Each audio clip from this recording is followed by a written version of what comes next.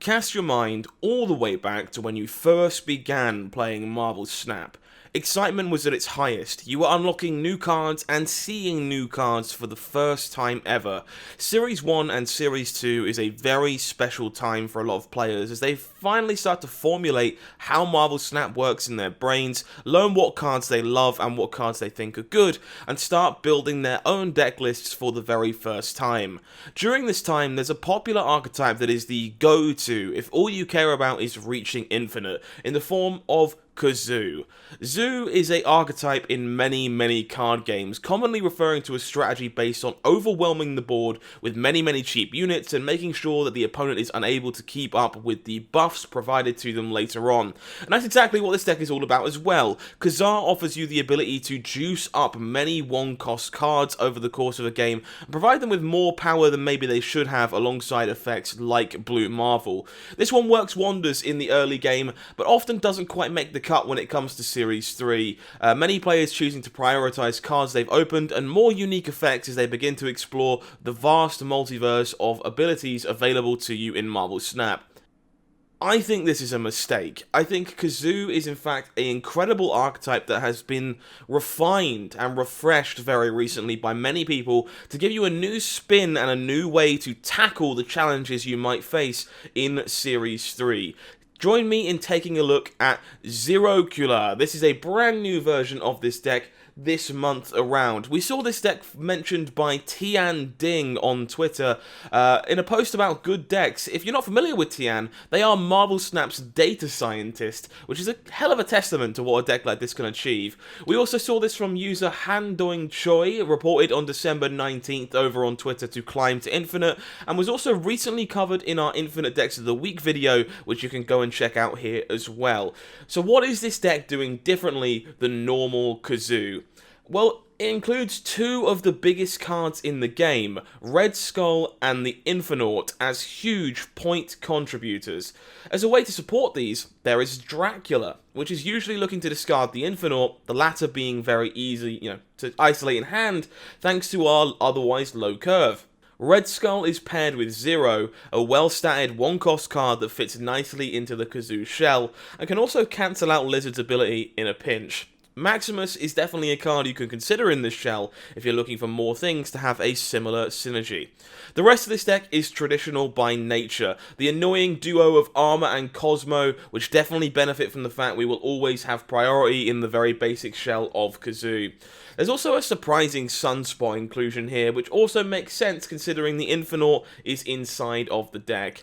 Overall, this deck seems to make a lot of sense in the current Marvel Snap metagame. It's super flexible, and it shouldn't lose much energy over the course of a game. It's not predictable, thanks to Dracula and Red Skull that can just come in and contest a lane all by themselves, and I really wouldn't be surprised to see this take on Kazoo become much more popular in the near future. For that reason today, we're going to show you a small handful of games and show you exactly what this deck is capable of doing in the Infinite rank. If you enjoy content like this, do make sure you subscribe to the channel here at Marvel Snap Zone. We're really close to that 10,000 subscriber mark and would love to make it before the new year. With all that said, let's head on over into the Snap client and get some games underway.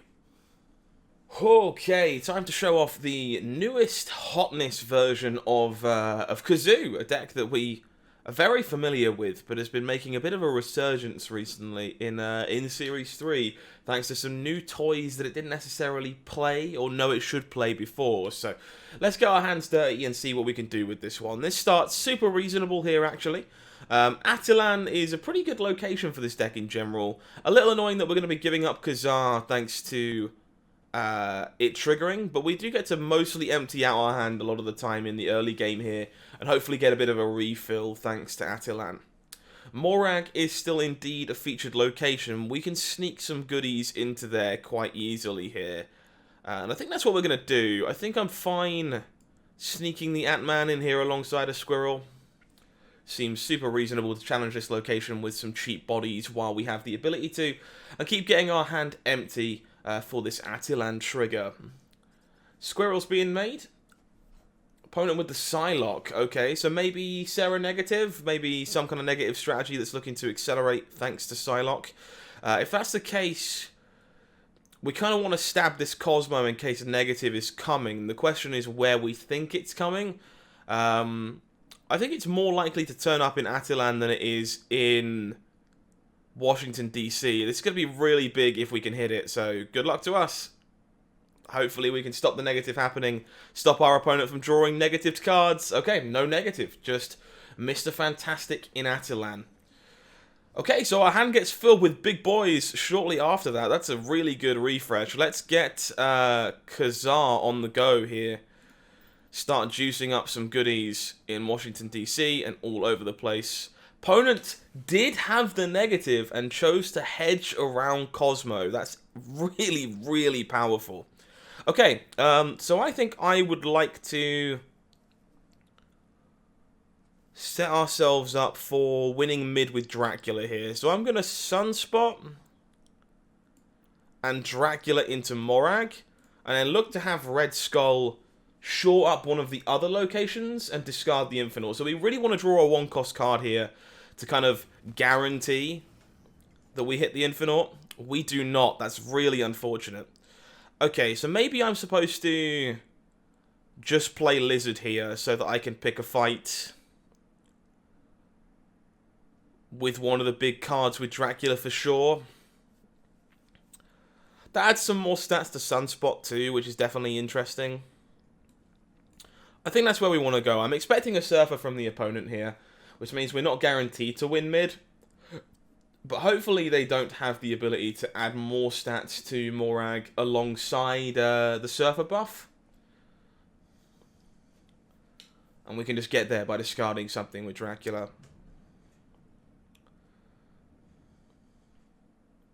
Bit of a shame to not draw a one-cost card there, to be honest, to kind of guarantee the Infinaut on the Dracula, but you're not always going to draw one. There is 6 of them in the deck, but we have already played like 4 of those, so there was a good chance that we didn't find one. I guess with there only being 2 cards in the deck left, actually, that was actually super unfortunate. Lizard was the only brick. Because, no, Lizard and Armor, right? Lizard and Armor are both bricks, but 0 would count. So we had a 33% chance of hitting the one-cost card there to guarantee the Infinaut and also get to play out Red Skull, which would have been very, very nice. Opponent goes for playing into Washington, D.C.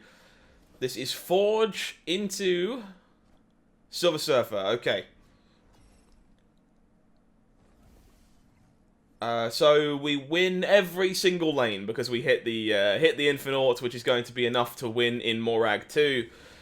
That was pretty much a landslide. That was a really good showing of exactly what this deck is trying to do, and exactly why this like Dracula-style endgame offers you so many stats. Let's go again. So the Infinaut is in our hand in the opener, which is not ideal, but it does mean that if we find ourselves with our Dracula over the course of the game, we can guarantee it's going to happen. Alternatively, we do have Sunspot here as well, so skipping turn 5, not entirely out of the question. I would like to keep my Sunspot safe and turn off Nova. That seems quite good. So Armor on the left. No Carnage for you, friendo. It is just going to be a regular old body this time. Okay, so I'm going to go Ant-Man Lizard into Morag, and I'm actually going to snap here. I think we're in pretty good shape. Opponent's Carnage got stopped. Lizard is going into Morag, which should be kind of hard to get 4 cards in there, and they're just gone. They are just gone. Not contesting this early start. This was really good. This was a very, very sharp start for this deck. Very proactive, very powerful, but we won't have it be the final game of the video because, of course, it was quite short and our opponent chose to run away. So, let us do this disco one more time. No one-drop for us is very unlikely and super unfortunate, to be honest. It's quite hard to draw an opening 4 cards without a one-cost card in this deck. We find Dracula. I would like to just stack up into Klin while... or Kiln, because I keep getting yelled at for the pronunciation of that one. While it's open. So let's try and do that. See if we can't win that fight. 0 is a pretty reasonable draw. I think what I'm going to try and do here is Cosmo off into Stark Tower. Look to set up Dracula in Kiln. And then hopefully we find the Infinaut and we can just empty the rest of our hand. Otherwise, we'll consider holding on to Red Skull to win Kiln, courtesy of the 15 power it provides. So that is the plan.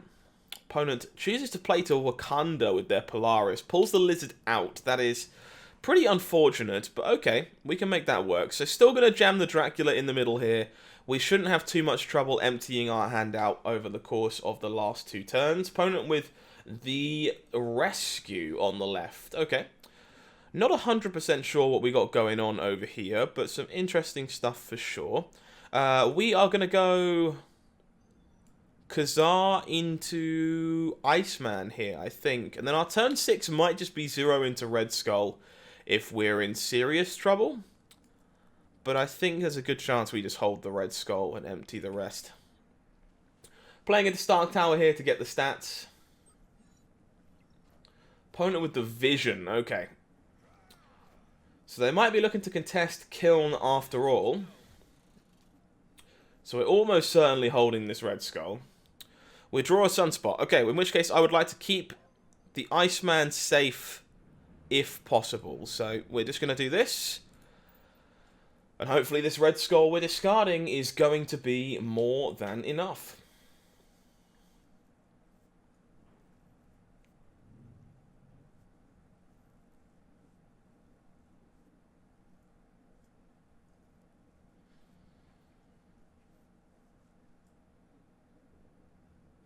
I think this deck's very sweet. It's been very cool to see people innovating on a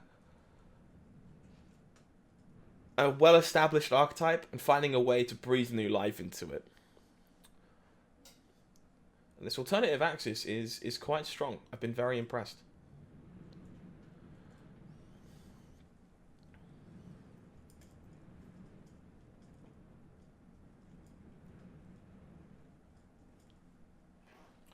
Opponent sticking around, playing into Wakanda. Think we're good here, because 10 power mid is not going to be enough to stop the Dracula. Vision no good, because we are discarding ourselves a Red Skull.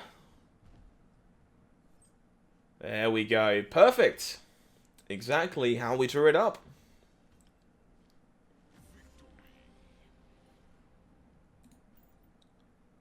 Very nice. Very, very nice. So if you are currently looking for a budget alternative to the Series 4 and Series 5 menagerie that is currently out there on the market, the easiest thing I can suggest is to pick up Old Faithful here in the form of Kazoo. Grab yourself a small handful of pull 3 cards to go alongside it and just give it this fresh breath of life. If you are missing the pull 3 cards for this, there is many other Kazoo versions available on the website and in several of our videos here on the channel you can check out to give those a fair shake instead. But highly recommend giving this one a spin if you have access to Dracula and Red Skull. If you haven't already, please do consider liking the video, leaving a comment down below if you want to keep the algorithm happy for us. It really does go a long way in all that wonderful jazz.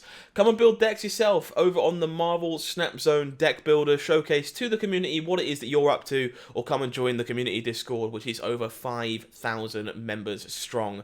Last but not least, please consider subscribing to the channel. We'd love to see you for more Marvel Snap content here each and every day, and thank you to everyone who has done so. We're back with our first live stream since the holidays tomorrow evening at 6:30 p.m. GMT, and hopefully I will see you there. But until next time, I have been HowlingMines. You've been amazing, and this has been Marvel Snap Zone. Take care of yourself, and have a good one.